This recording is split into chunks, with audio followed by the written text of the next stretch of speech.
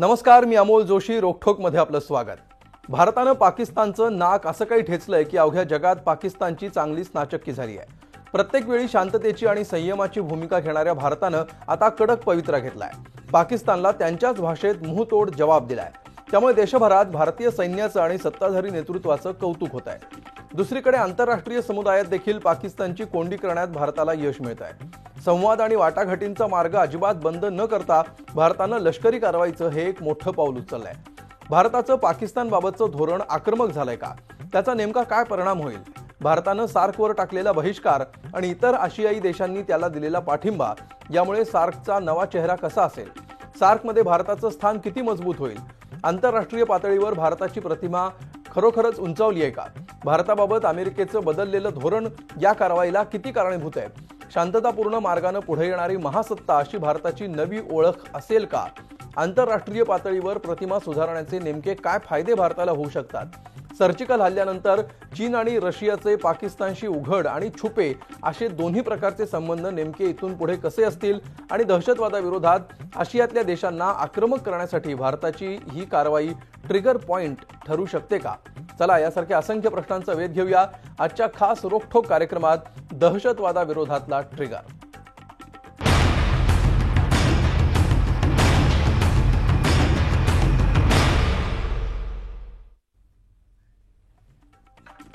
आणि या विषयावर चर्चा करण्यासाठी आपल्या स्टुडिओमध्ये आहेत ज्येष्ठ पत्रकार आणि त्याचबरोबर भारत पाक संबंधांचे अभ्यासक जतीन देसाई. जतीनजी स्वागत. त्याचबरोबर या चर्चेमध्ये सहभागी होत आहेत आंतरराष्ट्रीय संबंधांचे अभ्यासक डॉक्टर शैलेंद्र देवळणकर. त्याचबरोबर एअर मार्शल भूषण गोखले हे सुद्धा या चर्चेमध्ये सहभागी होत आहेत. माजी परराष्ट्र सचिव सुधीर देवरे हे सुद्धा या चर्चेमध्ये दिल्लीतून आपल्याबरोबर सहभागी होत आहेत. काल सुद्धा ते या चर्चेमध्ये सहभागी झालेले होते आणि आज सुद्धा विशेष म्हणून त्यांना आपण निमंत्रित केलेलं आहे. भारत आणि जग या कारवाईनंतर बदललेला भारत आणि जगाचा दृष्टिकोन या दृष्टीने आपण त्यांना बोलतं करणार आहोत. आणि त्याचबरोबर फोन लाईनवरून आपल्यासोबत AFPचे मिडल ईस्ट आणि आफ्रिका प्रतिनिधी जय देशमुख हे सुद्धा या चर्चेमध्ये सहभागी असणार आहेत. सर्वांचं स्वागत या चर्चेमध्ये. आपण चर्चेला सुरुवात करूया सुधीर देवरे सरांपासून. देवरे सर, 2011 मध्ये जो डेटा सध्या आमच्यापर्यंत उपलब्ध होतोय त्यानुसार पहिला प्रश्न असा आहे की ही जी कारवाई भारतानं केली तर त्यामध्ये केवळ भारताचं बदललेलं धोरण किंवा भारताचं ॲग्रेशन एवढी एक भूमिका काल आपण याच्याविषयी चर्चा केली किंवा सगळीकडेच याची चर्चा होतीये. पण त्याचबरोबर इतर जे महत्त्वाचे देश आहेत त्यातला मुख्य पहिल्यांदा आपण अमेरिकेविषयी बोलूया. अमेरिकेची जी बदललेली भूमिका आहे, अमेरिकेची जी बदललेली स्ट्रॅटेजी आहे, त्याचा यामध्ये किती सहभाग आहे या सगळ्या भारताच्या ॲग्रेशन मागे असं आपल्याला वाटतंय? कारण जो डेटा आपल्यापर्यंत येतोय त्यानुसार 2011 मध्ये $2.5 बिलियन या एवढी मोठी रक्कम अमेरिकेकडून पाकिस्तानला दिली जायची, जी 2016 मध्ये $1 बिलियन खाली आलेली आहे असं अमेरिकन गव्हर्नमेंटचीच आकडेवारी सांगते. तर या दृष्टीने अमेरिकेच्या दृष्टीने सुद्धा पाकिस्तानचं स्ट्रॅटेजिक महत्त्व कमी होतंय. हे बॅकग्राऊंड किती महत्त्वाचं आहे बुधवारच्या या कारवाईसाठी?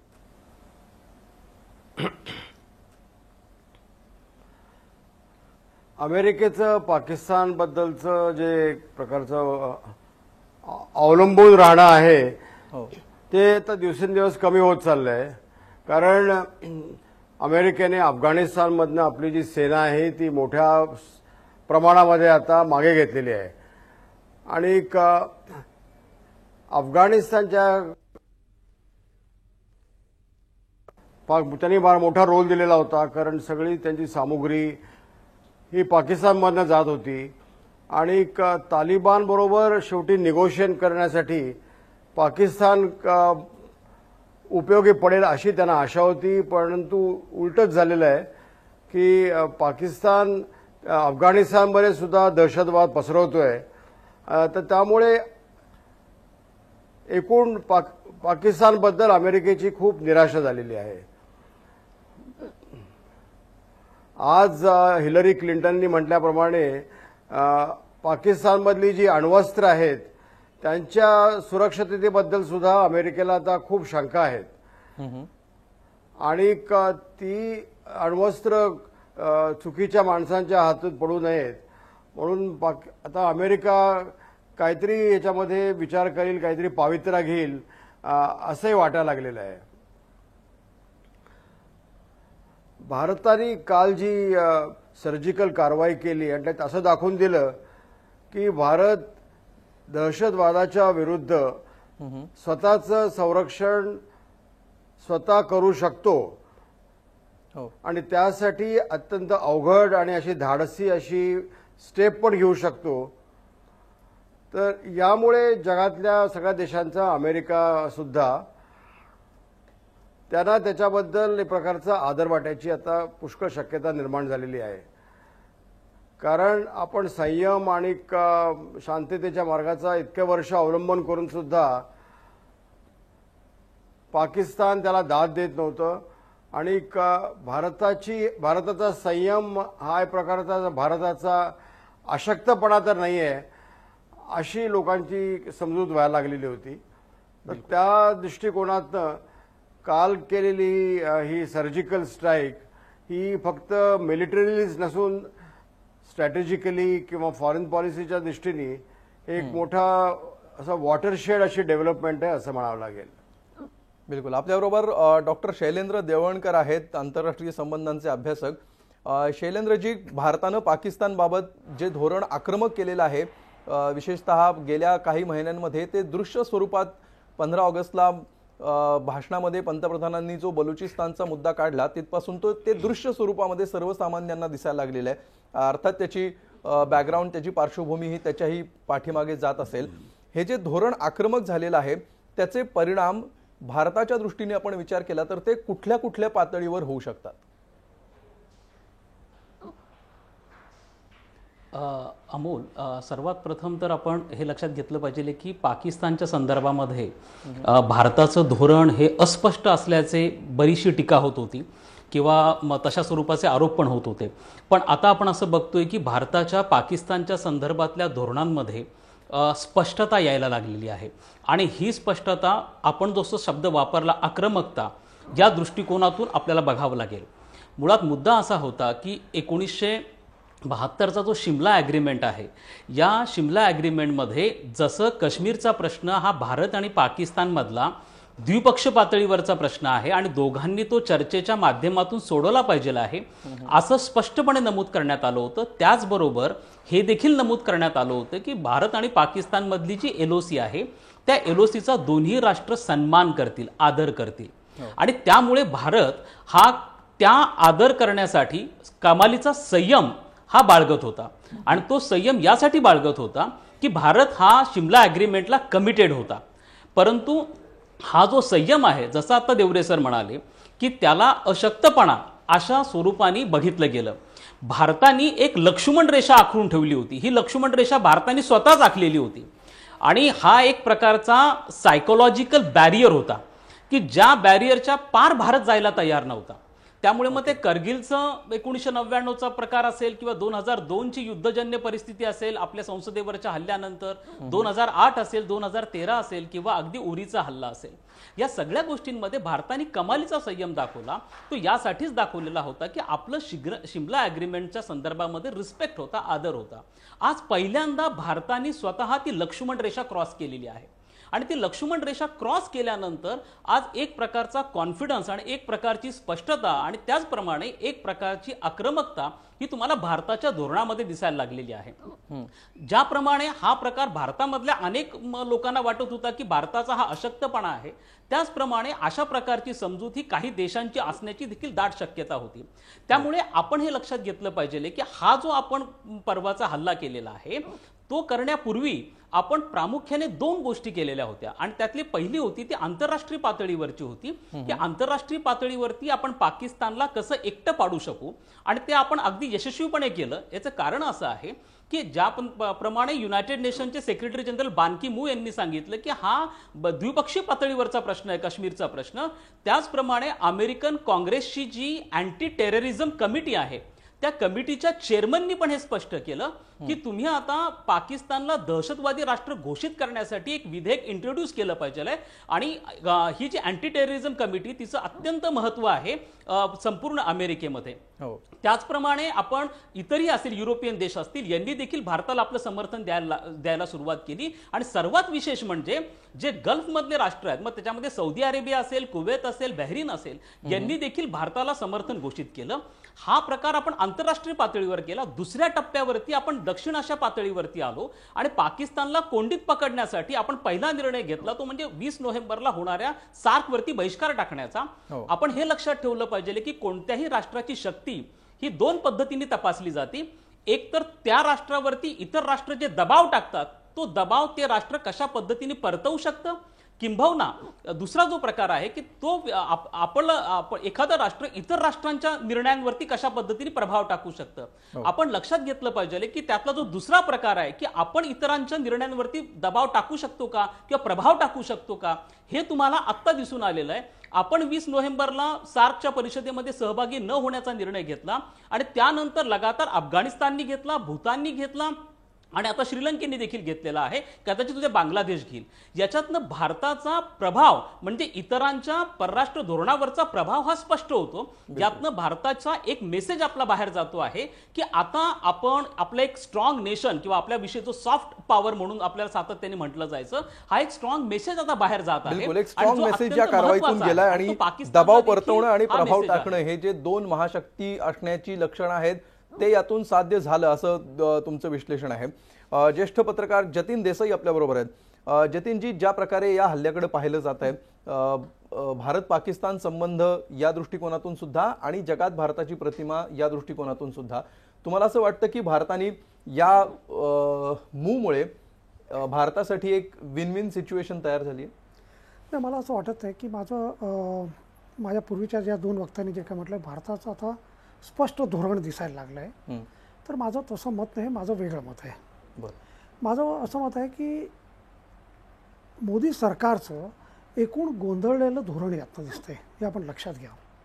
कशासोबत गोंधळलेलं धोरण की गेल्या 3-4 दिवसातल्या घटना आपण जर पाहिल्या तर सुरुवातीला मोठ्या प्रमाणात बातम्या यायला लागल्या की आता इंडस वॉटर ट्रीटी जी आहे ते आपण स्क्रॅप करणार आहोत. अशा स्वरूपात करता येत नाही. सांगण्यात आलं की जे काही पाणी जे आहे, 3 नदी जे पाकिस्तानच्या वाट्यातले जे आहे त्याचं पाणी आपण डायव्हर्ट करू किंवा थांबवू, अशा स्वरूपानं इंडस वॉटर ट्रीटीमध्येही करता येत नाही आणि जागतिक स्तरावरचे जे काही पाण्याच्या संदर्भातले जे काही कायदे आहेत त्याप्रमाणे देखील करता येत नाही. आणि कारण त्याला असं आहे की जे काही अपर रायपेरियन जे काही स्टेट असतात त्यांना तो अधिकार नसतो की खालची जे आहे लोअर रायपेरियन जे आहे त्यांना थांबवण्याचा. आणि अशा स्वरूपानं जर विचार केला तर इंडस नदी, ब्रह्मपुत्रा ही मुळात येते तिबेटनं आणि तिबेट कोणाकडे आहे तर चायनाकडे. उद्या जर चायनाने ही भूमिका घेतली तर काय होईल? उद्या जम्मू आणि काश्मीरच्या लोकांनी जर ही भूमिका घेतली की आम्ही भारताला पाणी देणार आहे तर काय होईल? म्हणजे अशा स्वरूपाने जी काही गोंधळलेली भूमिका तिकडे दिसली. नंतर MFNवर आपल्याला गोंधळलेली भूमिका दिसते. आणि कुठेतरी की एकूण देशांतर्गत मोदींची जी काही प्रतिमा जी काय होती ती जी काही कमी ढासळत जी काही चाललेली आणि त्यात उत्तर प्रदेश, पंजाबच्या निवडणुका आहेत आणि त्याचा या सगळ्याचा डोमेस्टिक फायदा कशा स्वरूपाने आपल्याला करून घेता येईल की देशात एक राष्ट्रीयताच्या नावानं एक आक्रमकता निर्माण करणं आणि ज्याला आपण जिंगोइझम म्हणतो, म्हणजे त्याचं लक्षात घ्या की फटाकडे भारतीय जनता पक्षातल्या लोकांनी फटाकडे फोडवले. म्हणजे याला कुठेतरी एक उन्माद, एक विजय अशा स्वरूपानं पाहणं हे मला वाटतं की हे अत्यंत चुकीचं आहे. याला अशा स्वरूपानं विजय म्हणून पाहता कामा नये. मला असं वाटतं 2-3 काल दिवसभर मी काश्मीरच्या वेगवेगळ्या भागातल्या लोकांशी बोलत होतो. त्या काश्मीरी जनतेच्या लोकांची जी काय आता सर्जिकल ऑपरेशन नंतर त्याचे काय काय परिणाम होणार, तर निश्चितच सगळ्यांना मान्य आहे की पाकिस्तान काही डायरेक्ट हल्ला करणार नाही, ती स्थिती नाही. आंतरराष्ट्रीय संबंधामुळे ते करताही त्यांना येत नाही. परंतु पाकिस्तान गप्प राहणार का? तर निश्चित नाही. तर कोवर्ट ऑपरेशन जे आहे ते कोवर्ट ऑपरेशन मोठ्या प्रमाणानं होतील आणि काश्मीरी लोकांचं म्हणणं आहे की हे कोवर्ट ऑपरेशन जे काय होणार त्याच्यात सगळ्यात जास्त विक्टीम कोण होणार तर आम्ही लोक होणार.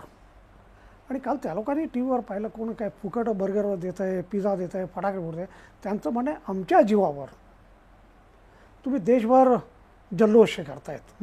म्हणजे हे आपण लक्षात घेतलं पाहिजे की शेवटी की हा जो काही काश्मीरचा जो काही मुद्दा आहे तो आपण जास्तीत जास्त गुंतागुंतीचा करतोय. काश्मीरमध्ये भीतीचं वातावरण आपण निर्माण करतोय. याचा फायदा स्वाभाविकच पाकिस्तानला मिळू शकतो. आणि म्हणून मला असं वाटतं की एकूणच सरकारची गोंधळलेली भूमिका आहे. आणि आंतरराष्ट्रीय स्तरावर आपण जर म्हणायचं झालं की निश्चितच अमेरिका जे आहे ते US पाकिस्तानमधली जी काही गुंतवणूक आहे किंवा पाकिस्तानला एक मित्र म्हणून पाहण्याचा जो काही दृष्टिकोन आहे तो गेल्या 2 वर्षात कमी कमी होत गेलेला आहे. पण अमेरिका पाकिस्तानला सोडणार काय तर नाही. अमेरिका पाकिस्तानला सोडू शकत नाही. त्याला अनेक कारण आहे. पाकिस्तानचं स्ट्रॅटेजिक महत्त्व जे आहे ते आपण लक्षात घेतलं पाहिजे. आणि आज अफगाणिस्तानमध्ये जो काही पुरवठा जो होतो अमेरिकन किंवा नेटोचं जे काही सैन्य आहे त्याला तो पाकिस्तानमधला चमन वगैरेचा जो काही मार्ग आहे तिकडनं तो जातो कराची जे मला असं करून. आणि म्हणून पाकिस्तानला त्यांना सोडता येत नाही. तिसरं की या सगळ्या याच्यात आपण जर पाहिलं की सुरुवातीला म्हटलं गेलं की रशियाने जॉईंट एक्सरसाइज करण्याचा नकार दिला आहे. हो, पण तसं झालं नाही. रशियाने जॉईंट एक्सरसाइज केली.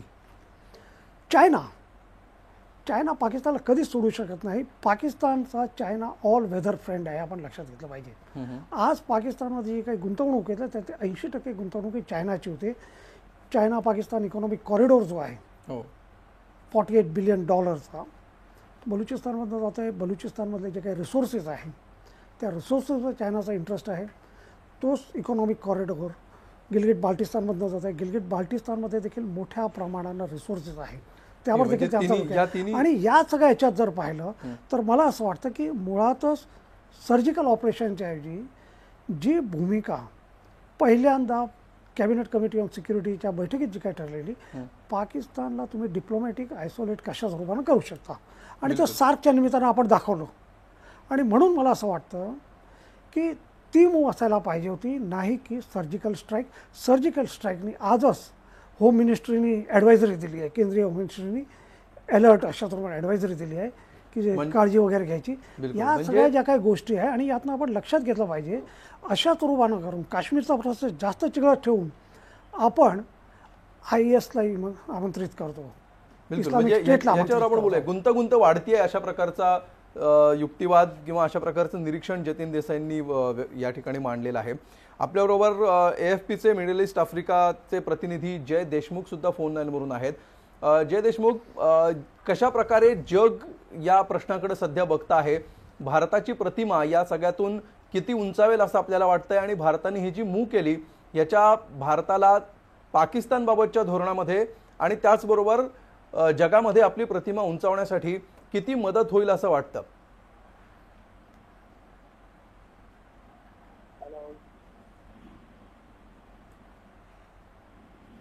हॅलो, हां जय देशमुख, तुमचा आवाज येतोय, तुम्ही बोलू शकता.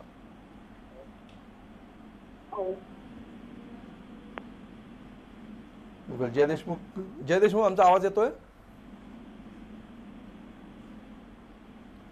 जय देशमुख यांच्यापर्यंत आपला आवाज पोहोचत नाही. पुन्हा आपण त्यांच्याशी संपर्क प्रस्थापित करण्याचा प्रयत्न करूया. आपल्याबरोबर एअर मार्शल भूषण गोखले आहेत, त्यांच्याकडे आपण जाऊया. गोखले सर, 2 प्रकारचे युक्तिवाद आतापर्यंतच्या चर्चेमध्ये आलेले आहेत. पहिला जो युक्तिवाद आहे की भारताचा अत्यंत योग्य स्ट्रॅटेजिक निर्णय होता आणि त्याच्यामुळे भारताची प्रतिमा उंचावेल. तर जतीन देसाई असं म्हणतात की याच्यामुळे हा मुद्दा अधिक चिघळू शकतो. सार्क बाबत जो निर्णय घेतला त्या प्रकारचाच निर्णय पुढे कंटिन्यू करायला हवा होता. आपलं मत काय याच्याविषयी? भारताची प्रतिमा आणि याच्या कुठल्या कुठल्या पातळीवर या निर्णयाचे भारताला फायदे होऊ शकतात? मी जतीन देसाईंच्या सहमत नाही आहे काय काही गोष्टींबद्दल. त्याचं कारण असं की मला वाटतं की आपली नक्कीच संबंध आंतरराष्ट्रीय उंची वाढलेली आहे. कारण एक military is an instrument of power, one of the options असतो तो. त्यामुळे तुम्ही डिप्लोमॅटिक वापरता, इकॉनॉमिक वापरता, पण आत्तापर्यंत भारताकडे जे एक सॉफ्ट स्टेट म्हणून बघण्याची जी दृष्टी होती ती मला वाटतं आता आपण एक वेगळ्या तऱ्हेचा संदेश दिलेला आहे. त्याला we can always cross that Rubicon जसं म्हणतात तसं. आणि मला वाटतं की त्याच्यासाठी जे एक पॉलिटिकल विल लागते, कारण मिलिटरी बरेचदा तयार असते. मला आठवते मी पराक्रममध्ये आम्ही अशाच तऱ्हेचे स्ट्राईक करण्यासाठी सुद्धा तयार होतो किंवा अजून काय काय, पण त्याच्यामध्ये इंटेलिजन्स, त्याच्यामध्ये सर्जिकल स्ट्राईकमध्ये बऱ्याच गोष्टी लागतात. एक तर ॲक्युरेट इंटेलिजन्स, तुम्हाला कुठलंही कोलॅटरल डॅमेज करायचं नसतं आणि तुम्हाला तुमचे सगळे जे कोण आत जातात त्यांना परत सुखरूप आणायचं असतं. जसं कार्टरनी जेव्हा इराणमध्ये हेलिकॉप्टर्स पाठवली आणि ते हेलिकॉप्टर्स क्रॅश झाली त्या डेझर्टमध्ये, त्यामुळे तो एक म्हणजे त्यांची नाचक्की झाली. त्यामुळे मला वाटतं एक सक्सेसफुल असं एक सर्जिकल स्ट्राईक आपण केलेला आहे. त्यामुळे एक तर आपली ती क्षमता आपण दाखवलेली आहे. आणि काश्मीरच्या मुद्द्यावरती मला सांगावंसं वाटतं की जर आज तुम्ही डॉनचं एडिटोरियल वाचलं, शुड वी रिथिंक काश्मीर, कारण कित्येक वर्ष ते ऑब्सेशन घेऊन पाकिस्तान आय थिंक ते स्वतःच्या जनतेला भूल करतायत. सगळे मिलिटरीला फक्त दुसरंच एक रिझन आहे त्यांच्यामध्ये की काश्मीर असल्यामुळे तिथे काही ना काहीतरी सारखी हरकत करायची आणि मग भारत आपल्यावरती हल्ला करेल असं सारखं दाखवून त्यांचं एक त्यांना शस्त्र, त्यांना अमेरिकेकडनं शस्त्र, खूप बजेट. आणि तुम्हाला माहिती आहे की Pakistan military not only runs the government but runs the economy. आणि त्यामुळे त्यांचं जे एक असं कारण आहे हे सारखं काश्मीरचं दाखवायचं, त्याच्याबद्दल एक चांगलं एडिटोरियल आलं आहे की भारत कुठे पुढे जातो आहे. आणि परवा मला एक कालच कोणीतरी एक चांगलं हे पाठवलं की आज भारत मंगळावरती जातो आहे आणि हे पाकिस्तानी अजूनही इंडियामध्ये घुसपेट करण्याचा विचार करत आहेत. त्यामुळे आपल्याला सारखं अशी एक काहीतरी तुलना करून भारत वरती चालला आहे त्याच्याऐवजी त्यांच्या बरोबरी कुठेतरी चांगलं करण्यापेक्षा एक आपले पाय खेचण्याचं मला वाटतं हे काही चांगलं लक्षण नाही आहे. आणि त्याचं एक उदाहरण आपण त्यांना दिलेलं आहे. मला वाटतं की अशा तऱ्हेचा आपला पवित्रा हा पहिल्यांदा आपण दाखवलेला आहे, एक रिझॉल्व दाखवलेला आहे. त्याच्यामध्ये आता राजकारण मी त्याच्यामध्ये जात नाही, कारण मला वाटतं की हा एक मेसेज मला वाटतं नुसत्याच पाकिस्तानाला पण आंतरराष्ट्रीय ह्याला पण आहे की आपण क्षमता आहोत आणि दुसऱ्याच लोकांना फक्त सांगत बसणार नाही आम्ही की अमुक करा तमुक करा म्हणून. आणि we have possibility of using all options. मला ह्याच्या अजून एक सांगावंसं वाटतं म्हणजे पाकिस्तान नेहमी स्पेक्ट्रम जे असतं वॉरचं त्याच्यापैकी एक दोन त्यांनी एक्स्ट्रीम एंटिटीज घेतलेल्या आहेत. एक सॉफ्ट ऑप्शन म्हणजे ज्याच्यामध्ये दहशतवादाला मदत करत राहायची आणि इकडे न्यूक्लिअरची बडबड करतात. असं सोपं नाही आहे. तर त्याच्यामध्ये न्यूक्लिअर ब्लफ सारखं जे म्हणतो आपण, we have been able to catch that. कारण आता जेव्हा तुम्ही असे सर्जिकल स्ट्राईक करता त्यावेळेला मी तुम्हाला घेऊन जाऊ शकतो मागे 2006मध्ये मुशर्रफ आणि त्यावेळेचे पंतप्रधान मनमोहन सिंग त्यांचं हवानामध्ये आणि शर्म el शेखमध्ये गिलानी आणि मनमोहन सिंग ह्याची अँटी टेररिस्ट आपले दोघांची कशी क्षमता असावी ह्याच्याबद्दल सुद्धा एक यंत्रणा तयार करण्याचं झालेलं होतं. That means we are wanting both the nations wanting to reduce terrorism.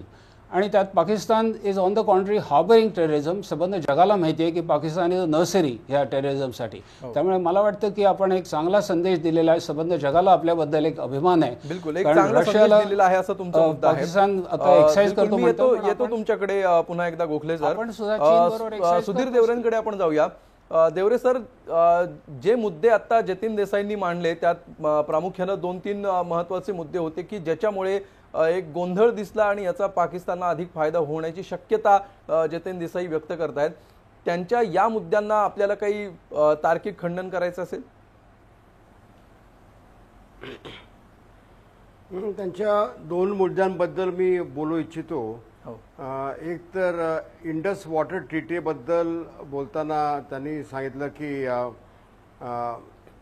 ह्याच्यामध्ये आपण काही बदल करू शकत नाही किंवा आपल्याला ह्याच्यामध्ये काही बदल करायची आपण कोणत्या प्रकारची तयारी दाखवू नये किंवा असं दाखवून देऊ नये की आपण ह्याच्यात हा करार रद्द करतो आहोत.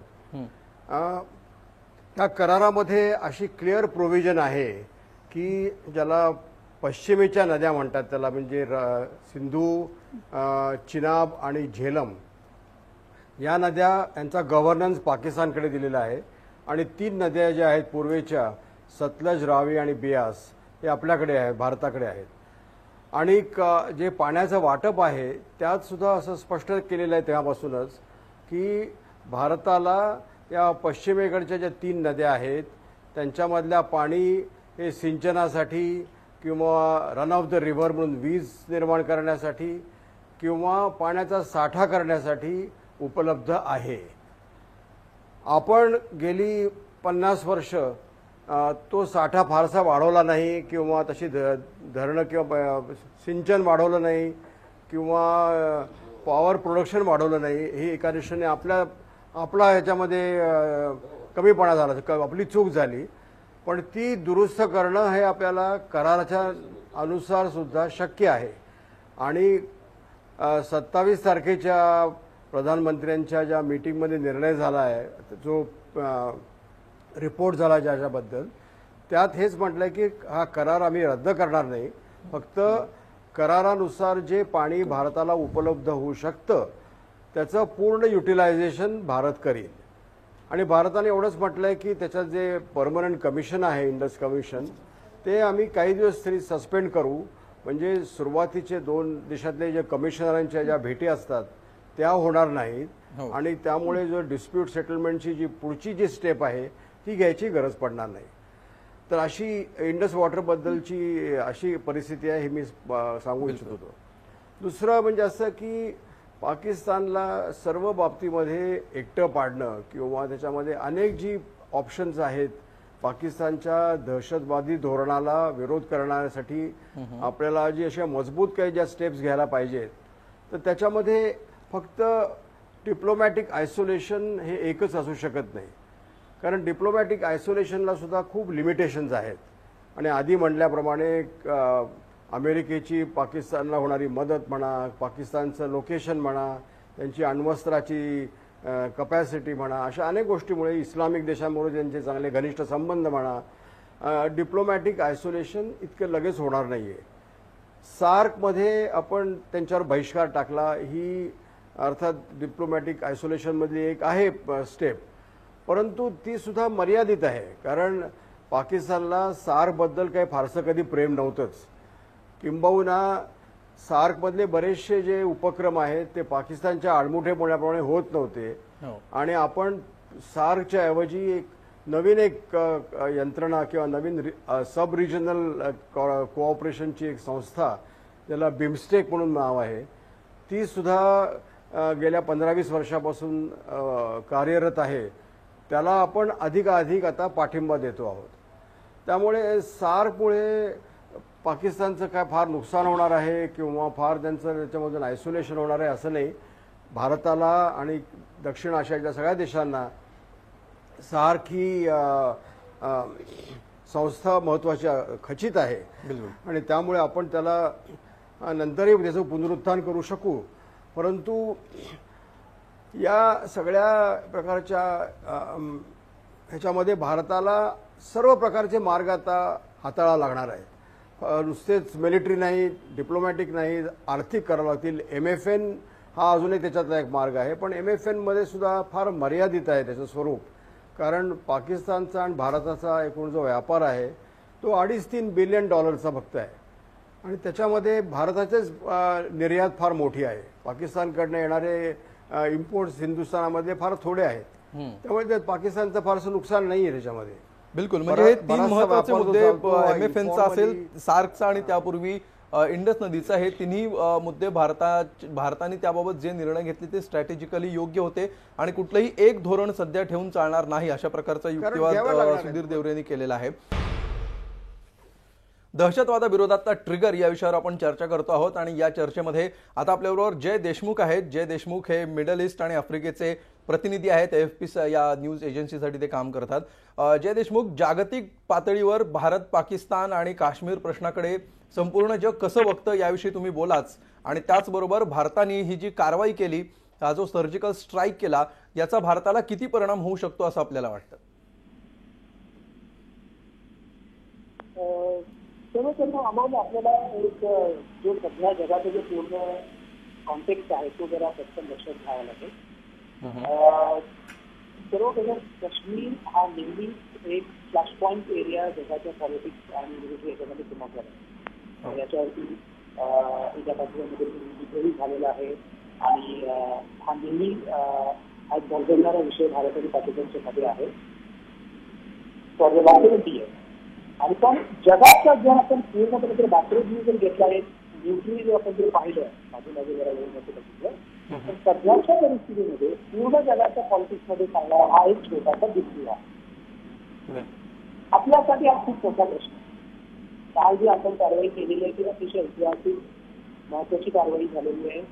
त्यात काहीच वाद नाहीये, त्याच्यात काहीच डिबेट नाहीये. दोन्ही देशांमधलं हे म्हणजे एक कॉर्पोरेशन डिबेट जसे आधी आपले पाहुणे बोलले ते बरोबर आहे, जसं बोलले ते खरं बरोबर. तर जगाच्या इतिहासातून आणि जगाच्या सध्याच्या घडामोडी झाल्या युनायटेड नेशन्समध्ये जे काही डिस्कशन चालू आहे किंवा सिरियाचा जो इश्यू चालू आहे, इराकचा इश्यू चालू आहे, लिबियाचा इश्यू चालू आहे, या सगळ्या उलाढाली ज्या बघितल्या आपण, तर त्याच्यामध्ये हा जो एक बायलॅटरल इश्यू आहे भारत पाकिस्तान, हा कसा समजला. म्हणून जर आपण नीट अनालाइज केलं तर गेल्या 2 दिवसामध्ये इनिशियल जेव्हा अनाउन्समेंट झाली भारताकडून की आता आम्ही सर्जिकल ऑपरेशन सर्जिकल स्ट्राईक केलेले आहेत पाकिस्तानमध्ये, तर त्याचा इमिडिएट इम्पॅक्ट नक्कीच झाला. मग ते BBC असो, CNN असो, AFP असो, रॉयटर्स असो, सगळ्या इंटरनॅशनल न्यूज एजन्सीनी ती खूप टॉप स्टोरी झाली, सगळं झालं, त्याचे इन्स्टंट रिॲक्शन देखील आले. पण आज जर तू बघशील तर आज ही वाटते पूर्ण जनतेची आहे ती कुठेही. याचा अर्थ असा नाहीये की त्याचं महत्व कमी आहे. याचा अर्थ फक्त असाच आहे की दुसऱ्या उलाढाली एवढ्या मोठ्या चालू आहेत की त्याच्यामध्ये जगाने हा इश्यू भारत आणि पाकिस्तानच्या मध्येच आहे आणि मध्येच राहावा असाच अप्रोच ठेवलेला आहे. तर सध्या तरी मी असं म्हणेन की instant reaction was very alive, म्हणजे इमिजिएटली फास्ट रिॲक्शन झालं. आजपासून आपण जे रिॲक्शन बघतोय तर ते जगाचे नेते असतील किंवा इंटरनॅशनल मीडिया असेल थोडंसं म्युटेड आहे असं आहे. तर याचा अर्थ असा नाही की या इश्यूचं महत्व कमी आहे.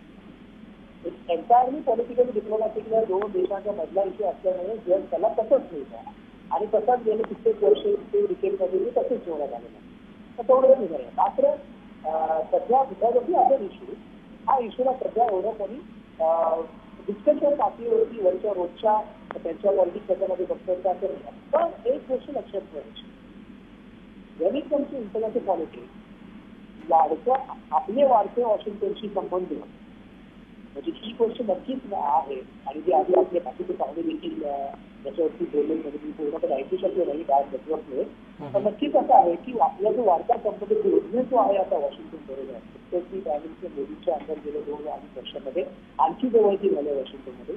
आणि त्याच वेळेला सायमल्टेनियसली 2011ची जे ती सुरुवातीला जे बोलला त्याचाही पेक्षा महत्वाची घटना झाली म्हणजे 2012 मे 2चा ओसामा बिन लादेनचं जे टार्गेट किलिंग झालं, टार्गेटेड किलिंग पाकिस्तानमध्ये अमेरिका स्वतः गेली न सांगता. याच्यावरून आपल्याला एक गोष्ट लक्षात घ्यायला पाहिजे की अमेरिकन रेजिम आणि पाकिस्तान रेजिम या दोघांमध्ये जबरदस्त अविश्वास आहे. त्या दोघा एकमेकांची गरज आहे सध्या. अफगाणिस्तानमध्ये पाकिस्तानची वॉशिंग्टन जबरदस्त गरज आहे, ही काय या फॅक्टमध्ये आपण डिनाय करू शकत नाही. पण politician to politician, government to government tribunal lack of transparency या पोकळीचा आपण नक्कीच फायदा विचारला पाहिजे. आणि त्या दृष्टिकोनाने आपण जर व्यवस्थितपणे आपली डिप्लोमसी व्यवस्थित ठेवली आणि सायमल्टेनियसली जसं आता सध्या आयसोलेशनची जी स्ट्रॅटेजी सध्या जी आपल्या गव्हर्नमेंटने सध्या केलेली आहे तर कुठे ना कुठे त्यांनी सांगेल पॅटर्न एक आपल्याला क्लिअरली दिसतोय की there is something happening which is generally positive पाहिजे. मला म्हणजे असं आंतरराष्ट्रीय लेवलवरती निगेटिव्ह असं मला काय असं वाटत नाही किंवा असं काय खूप मोठे काही मोठे रिझल्ट झालेले आहेत आणि भारताला उडी क्रिटिसाइज केले जबरदस्तपणे वगैरे की असं कसं तुम्ही करू शकतो असं काही विषय काही झालं नाही. कुठच्या मोठ्या लिडरनी वगैरे असं काय मोठे अँटी इंडिया वगैरे असं काही केलेलं नाही आहे कालच्या ऑपरेशन नंतर. बिलकुल, म्हणजे जगाच्या दृष्टीने हा महत्वाचा तितकासा महत्वाचा एक बिंदू सारखा प्रश्न दिसत असला तरी भारत पाकिस्तानच्या दृष्टीने स्ट्रॅटेजिकली हा प्रश्न किती महत्वाचा आहे याविषयी जय देशमुख बोलत होते. काही तांत्रिक कारणामुळे त्यांचा आवाज आपल्यापर्यंत येत नाहीये. सध्या ते सुदानला आहेत आणि काहीतरी नेटवर्कमधला प्रॉब्लेम दिसतोय, त्यामुळे त्यांचा कॉन्टॅक्ट आता आपण या ठिकाणी जेवढा संपर्क झाला तेवढा मुद्दा त्यांनी मांडलेला आहे. ही चर्चा आपण आता पुढे नेऊया. जतीन देसाई, तुम्हाला विशेषतः इंडस नदीविषयी काही मुद्दे मांडायचे होते. या भागात आपल्याला वेळ कमी आहे, आपण थोडं ब्रीफ जाऊया. चालेल. मला फक्त म्हणजे देवरीजीने जे सांगितलं ते त्या अर्थानं मान्य आहे मला की फक्त त्यातलं मला जे काही सांगायचं होतं ते अशाच रूपानं की सुरुवातीला सरकारकडनं म्हटलं गेलं की त्याला आम्ही ते स्क्रॅप करू अशाच रूपानं किंवा इंडस याचं 3 जे काही नदी आहेत त्या नद्यांचं पाणी आम्ही डायव्हर्ट करू किंवा ते थांबवू अशाच म्हणजे म्हटलं गेलं. ते करता येत नाही. माझं म्हणणं होतं की मलाही मान्य आहे, मलाही माहिती आहे की त्यातलं 20% पाणी जे आहे ते आपण त्याचा उपयोग करू शकतो, 20% करू शकतो. परंतु तो जरी करायचा ठरवला तरी त्याला काही वर्ष लागतील हे लक्षात घ्या, धरण बांधायला इतर सगळ्याला. त्यामुळे ते इमिजिएट करता येत नाही. आणि जे गोष्टी इमिजिएट करता येत नाही ते आम्ही अशाच रूपानं करून दाखवणार आहोत. पाणी एकदम डायव्हर्ट करू किंवा थांबवू. त्यातनं लक्षात घ्या आपण घेतलं पाहिजे की त्यातनं पाकिस्तानमध्ये काय मेसेज जातो की पाकिस्तानमध्ये 2 वर्षापूर्वी जो काही दुष्काळ होता त्या ठिकाणी अशा स्वरूपानं प्रचार होत होता की भारताने नद्याचं पाणी डायव्हर्ट केलं, अडवलं, म्हणून पाकिस्तानात दुष्काळ आहे. कुठेतरी तिकडचा शेतकरी, तिकडचा सामान्य जो काही गरीब जो काही वर्ग आहे त्याला हाफिज सईदपासून इतर हे अशा स्वरूपानं चुकीच्या मार्गानं नेत होते. पण अशा याच्यात आपली स्ट्रॅटेजी काय असणार? तुम्हाला एकतर हे करता येत नाही, दुसरं त्या ठिकाणी जो काही सामान्य जो काही माणूस आहे, शेतकरी जो आहे की त्याला आपल्यासोबत आपण घेण्याचा प्रयत्न करणार की नाही करणार, की त्यांच्यामध्ये जास्त आपण भीती निर्माण करणार. आणि म्हणून त्या स्वरूपानं करता येतं. हे खरं आहे की स्क्रॅप करता येतो, पण त्यासाठी दोघांची सहमती लागते. त्या स्वरूपानं प्रोव्हिजन आहे. शत्रू राष्ट्र म्हटल्यानंतर एवढा मानवतावादी विचार का करावा असा एक करताच येत नाही ना. तुम्हाला लिगलीच करता येत नाही ना. मानवतावादीचा प्रश्न कुठे आहे? तुम्हाला लिगली काही ज्या काही गोष्टी असतात त्या ठिकाणी की मला असं वाटतं म्हणून मला करता येत नाही. देर आर लिगल बाइंडिंग्स, हे आपण लक्षात घेतलं पाहिजे. एक तर तो आणि MFNच्या संदर्भात मला एवढंच म्हणायचं होतं की त्याचा $2.67 बिलियन जे आहे त्यातला पाकिस्ताननं खूप कमी होत आहे. आणि त्यामुळे आपण MFN स्टेटस मागे जरी घेतलं तरी त्यातनं काही फरक पडत नाही पाकिस्तान, हे आपण लक्षात घेतलं पाहिजे. आणि त्याबद्दल मी देवराज सर जे काय म्हटलं त्याच्याशी मी सहमत आहे. सहमत आहात तुम्ही? ठीक आहे. शैलेंद्र देवळणकरजी, 2 महत्त्वाचे मुद्दे या ठिकाणी मांडलेले आहेत. ठीक आहे, ही चर्चा आपण पुढे घेऊन जाऊया. ह्याच्यात तुम्हाला काही व्हॅल्यू ॲडिशन करायची असेल या 2 मुद्द्यांवर तर ती तुम्ही जरूर करा. मात्र तुमच्यासाठी पुढचा प्रश्न जो आहे की लोकशाही आणि अंतर्गत शांतता याच्यासाठी भारताची जगभरात ओळख आहे. म्हणजे जगातली एक सगळ्यात यशस्वी आणि सगळ्यात मोठी लोकशाही म्हणून भारताची ओळख आहे. आणि विशेषतः ज्यावेळी इतर कॉन्फ्लिक्ट झोन असलेल्या देशांमध्ये आपण जातो त्यावेळी भारतासारखं आयुष्य असावं, कुठलंही शस्त्र जवळ बाळगण्याची गरज लागू नये, अंतर्गत शांतता असावी, शहरांमधून 24 तास कुठल्याही क्षणी फिरता यावं, अशा प्रकारच्या परिस्थिती आपल्याकडे कधी येईल अशी वाट अनेक कॉन्फ्लिक्ट झोनमधले देश पाहत आहेत. हा कॉन्फ्लिक्ट झोन चा जो प्रश्न आहे तसा प्रश्न आपल्याकडे निर्माण होऊ नये यासाठी काय काळजी घ्यायला हवी असं आपल्याला वाटतं? याच्यामुळे कॉन्फ्लिक्ट वाढण्याची काही शक्यता असू शकते असं तुम्हाला दिसतंय का? किंवा भारत हा एक अग्रेसिव्ह झाल्यामुळे कॉन्फ्लिक्ट झोनच्या दिशेने प्रवास करू शकेल अशी काही शक्यता याच्यातून वाटते का? अमोल, निश्चितच नाही. प्रथम तर मी काही पहिले जे देवरे सरांचं आणि जतीन देसाईंचं डिस्कशन झालं त्या संदर्भामध्ये मी काही ऑब्झर्वेशन्स काही प्रथम मांडेल. मला असं वाटतं की गोंधळलेली अवस्था ही आपली नाही आहे, उलट गोंधळलेली अवस्था ही पाकिस्तानची आहे. आणि ती गोंधळलेली अवस्था प्रतिबिंबित होती की नवाज शरीफ काय बोलता आहेत, राहील शरीफ. दुसरा मुद्दा असा आहे की आपण अशा वेळेला पाकिस्तानमध्ये आपण हा जो सर्जिकल अटॅक केलेला आहे की पाकिस्तानची अवस्था कमालीची गोंधळलेली झालेली आहे. कारण जर पाकिस्ताननी आपल्याला रिटॅलिएट केलं तर हे लॉन्च पॅड जे आहेत या लॉन्च पॅडला ज्याच्यावरती आपण अटॅक केला त्याला पाकिस्तानचं समर्थन आहे हे स्पष्ट होत आहे. त्यामुळे पाकिस्तान अशा प्रकारची मूव करू शकत नाही. एक दुसरं महत्वाचं म्हणजे आपण ह्या गोष्टीला अजिबात असं कन्फ्यूज करायला नको की हा अटॅक पाकिस्तानच्या विरुद्धचा होता. आपण सातत्याने आपल्या डिस्कशनचं ओरिएंटेशन जे आहे, डायरेक्शन त्या दिशेकडनं जात आहे की दोघांमधलं कन्फ्लिक्ट डिस्केलेट होईल. आपण जो अटॅक केलेला हा दहशतवादांच्या विरुद्ध, हा नॉन स्टेटच्या विरुद्ध ऍक्टर, हा स्टेटच्या विरुद्धचा अटॅक नाहीये, सर्जिकल अटॅक नाहीये. याचं कारण असं आहे की आपण साधारणतः 1998 पासून चर्चेच्या माध्यमातून पाकिस्तान बरोबरचे जेही आपले प्रलंबित प्रश्न आहेत ते सोडवण्यासाठी आपण पुढाकार घेतलेला होता.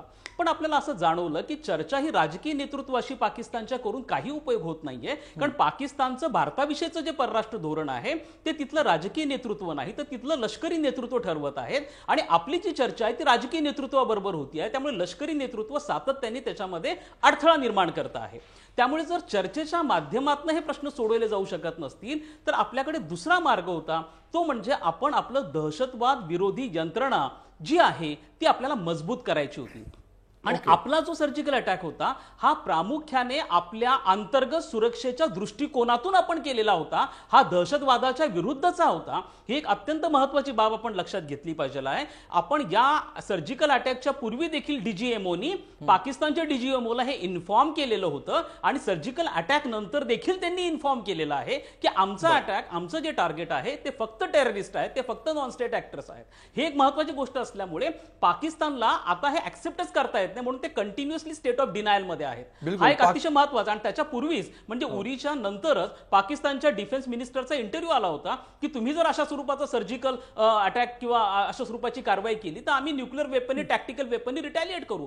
परंतु ते आता करणं शक्यच होत नाहीये, कारण तुम्ही जर अशा कोणत्याही पद्धतीचं रिॲक्शन दिली तर तुमचा ह्या सगळ्या दहशतवादाला समर्थन आहे हे याच्यातनं स्पष्ट होत आहे. आणि मुळात जो मुद्दा इंडस वॉटर ट्रीटी विषयी होता, MFN विषयीचा होता, ह्या दोन्ही गोष्टी ह्या कोएरेसिव्ह टॅक्टिक्स होत्या, कोएरेसिव्ह स्ट्रॅटेजीचा भाग होता.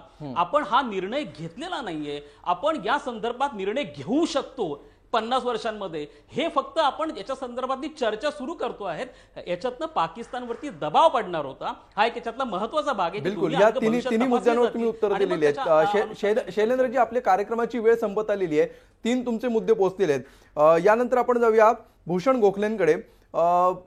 भूषणजी, जगभरामध्ये प्रचंड एकमेकांच्या विरोधात असलेले 2 देश, सगळे काही वाद मिटले आणि पुन्हा एकदा गुण्यागोविंदाने राहू शकले असे अगदी एखाद दुसरं उदाहरण सोडलं तर फारशी उदाहरणं नसतील. ती असतील अलीकडच्या काळात, ती असतील असंही वाटत नाही. भारत पाक संबंधांच्या संदर्भात विचार करता मैत्री पर्व वगैरे सुरू होईल अशी शक्यता नजीकच्या किंवा लांबच्या भविष्य काळामध्ये तुम्हाला दिसतीये का? कशा प्रकारे इथून पुढच्या काळात भारत पाकिस्तान संबंध असू शकतात? पण त्याच्या आधी मी सांगू इच्छितो की शैलेंद्रनी अगदी फार चांगल्या रीतीने आता समजावलेलं आहे की आता ह्याच्या पुढे पाकिस्तान जर त्यांना काही करायचं असलं तर दहशतवादाला ते पूर्ण प्रोटेक्शन देत आहेत हे उघड होते. त्यामुळे other diplomatic offensive of creating or making Pakistan as a terrorist state, आपण जे सगळीकडे आता म्हणतोय, आपल्या इथे राज्यसभेमध्ये सुद्धा एक त्याबद्दल बेल होणार आहे. मला वाटतं की ही एक चांगली भूमिका आहे, कारण त्याच्यामध्ये पाकिस्तान लष्कराचा हात, आता जसं हे जसं डिटेल्स थोड्याफार येत आहेत बाहेर, त्याच्यामध्ये पाकिस्तानच्या टेररिस्ट लॉन्च पॅडच्या तिथे पाकिस्तान आर्मीचे सुद्धा 2 सोल्जर गेले आणि त्याचं कारण तिथे कव्हरिंग फायर ते देतात हे आपल्याला पहिल्यापासून माहिती आहे. पण आपण कधी ॲक्शन घेत नव्हतो, ती आपण आता ॲक्शन पण घेतलेली आहे. त्यामुळे आपण जरी ह्या एका दुसऱ्या पर्वाला सुरुवात केली असली तरी मला वाटतं की आपण इतक्या लवकर काही पाकिस्तान आपल्याबरोबर दोस्ती करणार नाही. तुमचा जो प्रश्न आहे की लगेच शॉर्ट टर्म किंवा लाँग टर्म दोस्ती करेल, नक्की नाही, कारण त्यांना त्याच्यामध्ये फायदा दिसत नाही इमिजिएटली की अशा तऱ्हेचं वातावरण जर केलं तर त्यांच्या स्वतःचं जे अस्तित्व आहे त्याच्यावरतीच एक हे येणार आहे. त्यामुळे मला वाटतं की आपण सतर्क राहिलं पाहिजे आणि आपण एक चटकन आपला गार्ड कमी करतो. आपल्यातच एक ती भूमिका असते की एक थोड्या दिवस काही झालं नाही तर मग तुम्ही आपण बघता की बऱ्याच ठिकाणी we are lowering a guard, whether is coastal security और whether it is entering into any of the white areas. मला वाटतं आपण ते करून दिलं नाही पाहिजे आणि अजून यंत्रणा वाढवली पाहिजे. आपण LOC क्रॉस करून हे लोक येतात, त्याच्यासाठी खूप सेन्सर्स, खूप टेक्नॉलॉजी वापरली पाहिजे आणि त्यामुळे मला वाटतं की अशा तऱ्हेचे त्यांची आतमध्ये येणंच बंद केलं पाहिजे. आक्रमक डिफेन्स म्हणजे ज्याला म्हणतो आपण किंवा ऑफेन्सिव्ह डिफेन्स जसं आपण आता वापरला तसं त्यात पवित्र आपला नेहमीच राहायला पाहिजे. बिलकुल, हा पवित्रा नेहमी राहायला पाहिजे. भारताने एक पाऊल पुढे टाकलेलं आहे या स्ट्रॅटेजीमध्ये. गेल्या 6 महिन्यामध्ये दृश्य स्वरूपात आणि त्याच्या आधी सुद्धा अदृश्य स्वरूपामध्ये ही स्ट्रॅटेजी बदलताना आपल्याला दिसते आहे. आता या सगळ्या गोष्टी समोर यायला लागलेल्या आहेत आणि भारताची प्रतिमा यातून उंचावते आहे. याचे परिणाम भविष्यकाळामध्ये काय होतात आणि त्याच्या परिणामांसाठी भारत किती सज्ज राहतो हे बघणं देखील महत्त्वाचं असणार आहे. आणि त्यामुळे भारताचं पुढे पडलेलं पाऊल हे भविष्य काळामध्ये अधिकाधिक पुढे पडत जावं अशीच सगळ्या भारतीयांची अपेक्षा आहे. तूर्त धन्यवाद सगळ्यांचे या चर्चेमध्ये सहभागी झाल्याबद्दल आणि अभ्यासपूर्ण चर्चा या कार्यक्रमात येऊन केल्याबद्दल. रोखोकमध्ये आज आम्ही इथेच थांबतोय. ताज्या बातम्यांसाठी पाहत रहा झी24 तास. रहा एक पाऊल पुढे.